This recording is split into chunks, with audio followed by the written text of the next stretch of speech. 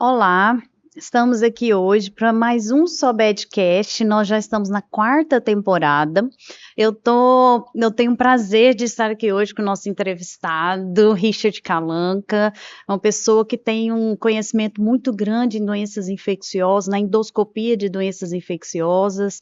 E assim, eu quero agradecer sua presença. E hoje nós vamos conversar sobre a tuberculose na endoscopia, revisando os achados endoscópicos. Vamos conversar um pouquinho mais sobre a tuberculose na endoscopia. Meu nome é Mirela Rebouças, eu sou ex-presidente da SOBED Goiás, da Comissão Científica da SOBED, e eu queria que você se apresentasse para a gente começar o nosso bate-papo, Richard.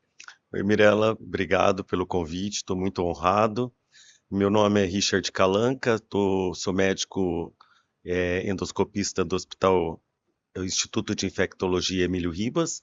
Já tem um tempinho que eu estou lá, 26 anos, né? E, e trabalho em outros centros também, trabalho na rede DOR, Hospital Central Leste, também já faz um tempo. E é um prazer estar aqui com você para esse bate-papo. Ótimo. Então, nós vamos começar, Richard. Queria que você começasse falando dos achados sugestivos, quais órgãos a gente tem que chamar atenção, o que que a gente tem que fazer para tentar fazer esse diagnóstico endoscópico dessa doença tão prevalente no nosso meio, que é a tuberculose.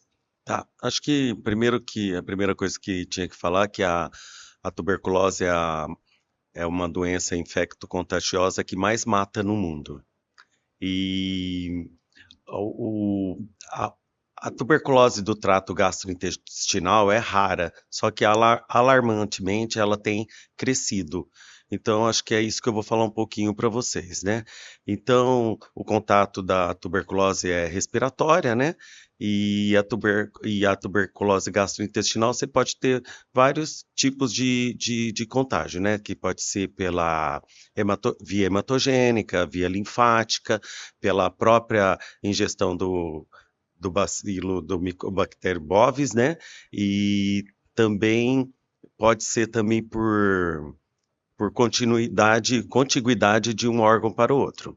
Então, assim, falando primeiramente do esôfago, você tem a cadeia paraganglionar esofágica e o gânglio sofre necrose gaseosa e geralmente com a proximidade da parede esofágica começa a ter um abaulamento da necrose ali e uma coisa que a gente tem que tomar muito cuidado porque a tuberculose, esses locais, eles fistulizam e para os órgãos próximos, né? Mas o mais comum é para os brônquios ou traqueia, né?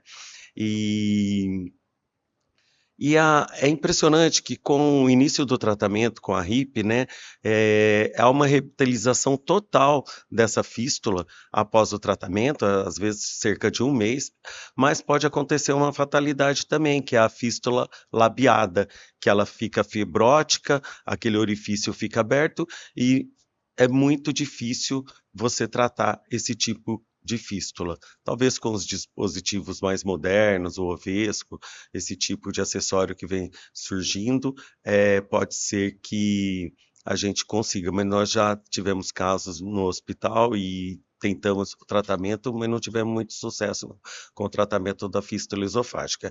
Quando tem esse abaulamento, tem que tomar muito cuidado também, porque nós endoscopistas, nós temos a tendência a biopsiar qualquer alteração de mucosa, mas você pode propiciar uma fístula. Então, a primeira coisa que você tem que saber identificar bem e ver o histórico do paciente para não causar esse tipo de atrogenia, né? Eu acho que esse daí é um dos recados que a gente É, pode passar para quem não tem muita vivência, às vezes está com é, suspeita de um paciente com tuberculose, achou uma lesão terço médio de esôfago, tomar abaulada, tomar cuidado que é. pode ser já ali um local de tuberculose, você faz biópsia, precipita uma fístula e pode complicar. É. É, e o cólon? O cólon, você vê muitas lesões. Onde que a gente acha mais lesões da tuberculose no cólon? Então, no colo, qualquer região do colo pode estar afetada por causa dessa disseminação hematogênica, mas geralmente órgãos de luz estreita, com pH alcalino ou meio misto mesmo, aí como a região iliocecal e que tem parada também ali do material fecal, né? Então, assim, é uma região que é muito rica em tecido linfóide, então é muito comum você ter o comprometimento do ilho distal pela tuberculose e do seco também. E assim, você vai ver que na região iliocecal tem assim uma alteração anatômica da mucosa ali, com áreas desnudas e um aspecto granular da mucosa. Tem que sempre prestar muita atenção nesse aspecto granular. Outra coisa importante, porque como ela mimetiza doença de Crohn, retocolite e neoplasias, a consistência da biópsia na hora que você faz, que ela é mais amolecida. Então, assim, a região iliocecal é muito comum, mas nós também já tivemos ulcerações por todo o colo e na região retal. Teve até um caso que nós tivemos de um menino jovem, de 23 anos, que ele chegou para nós com enterorragia e melena, e ele tinha tanto úlcera na região iliocecal, como ele tinha em reto distal. Ela sangrava por porejamento na região distal. Então, foi muito difícil você identificar onde era a lesão, porque tinha muito sangue, tudo, e como tinha melena, a gente achava que poderia ser do trato digestivo alto, mas era de ilho distal que fazia melena e a de reto que fazia enterorragia. Uma Isso. coisa só para lembrar que hoje se relaciona muito a tuberculose com a AIDS, né? Então, assim, existe tuberculose com a AIDS, mas existe a tuberculose sem a AIDS. É só lembrar dos poetas, né? Castro Alves, aquele pessoal que veio a óbito pela tuberculose e numa época que não tinha AIDS, né? Isso é muito importante, né? Que qualquer pessoa, mesmo que seja Uhum. imunocompetente, pode ter tuberculose.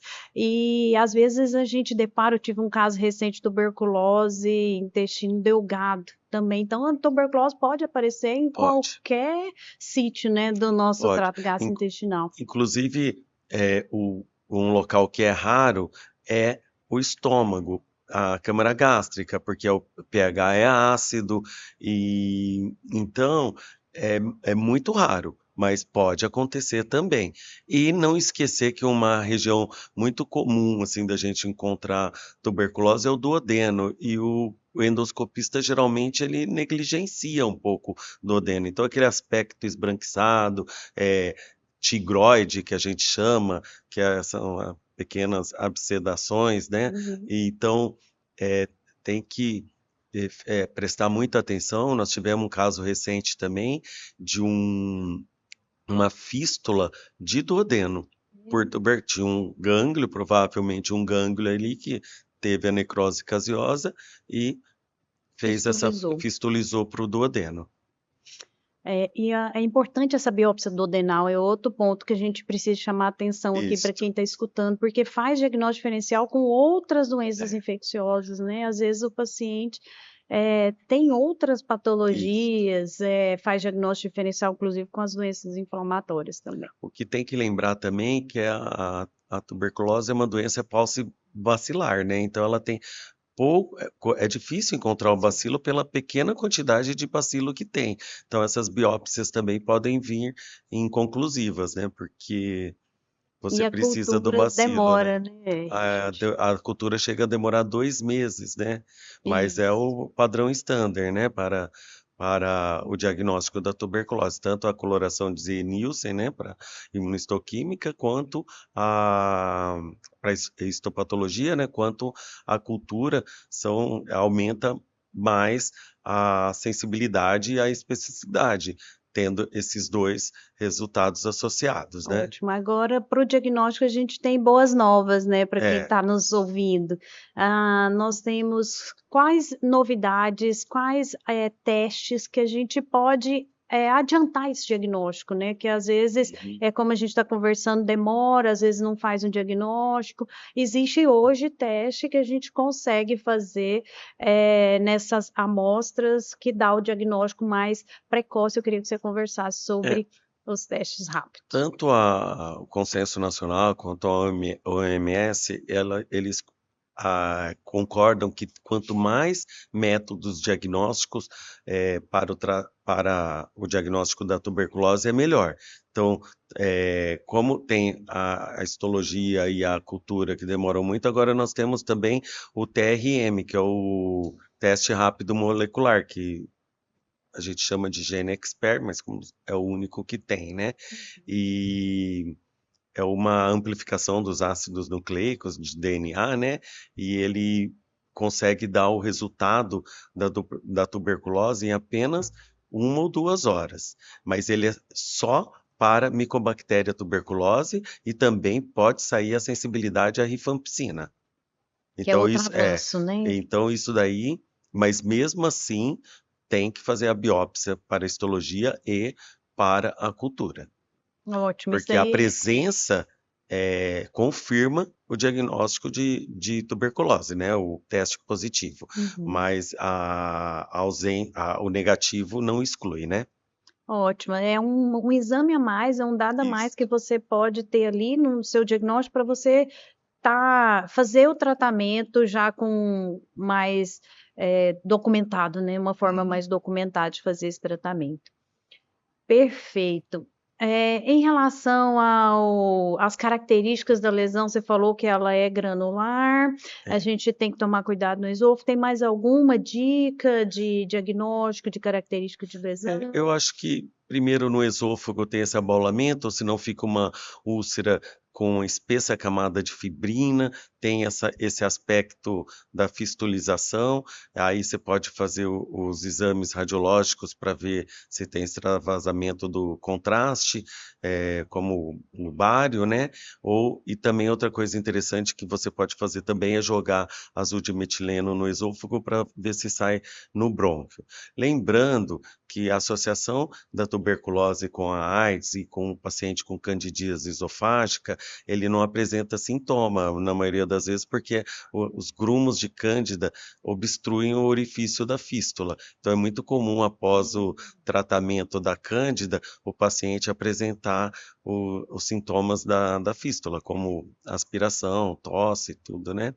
Agora, no estômago, nós já tivemos caso de úlcera por tuberculose com fistulização já, também provavelmente eu acho que foi por contiguidade pelo gânglio que estava ali, esse aspecto tigroide do duodeno, que é muito importante você fazer, mas assim, eu acho que o mais importante, o TRM, é para o diagnóstico da tuberculose intestinal, no colo, que então essas úlceras, como eu falei, ela pode ter esse aspecto, sempre observar nesse aspecto granular, essas bordas um pouco mais irregulares, mas e com essa destruição anatômica da mucosa. Então, esse tipo e no aspecto da biópsia também, na consistência dela. Então, esse daí eu acho que é o principal que você tem que observar.